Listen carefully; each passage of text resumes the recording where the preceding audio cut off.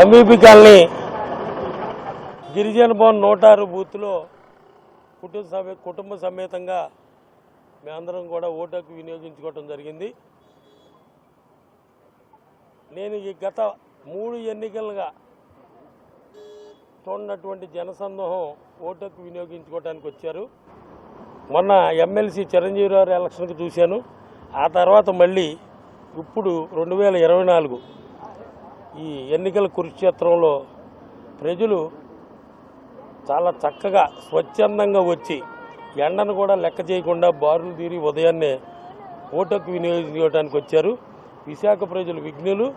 తప్పకుండా కూడా తూర్పు నియోజకవర్గంలో కానీ అలాగే రాష్ట్రంలో చంద్రబాబు నాయుడు గారు, పవన్ కళ్యాణ్ గారు, మన నరేంద్ర మోడీ గారి నాయకత్వంలో తప్పకుండా ప్రభుత్వం ఏర్పాటు చేస్తుందని నేను ఆశిస్తున్నాను. ఈ ప్రజల యొక్క తూర్పు నియోజకవర్గ ప్రజల యొక్క నాడి బట్టి, వాడి ముఖ కవళికలను బట్టి విశాఖ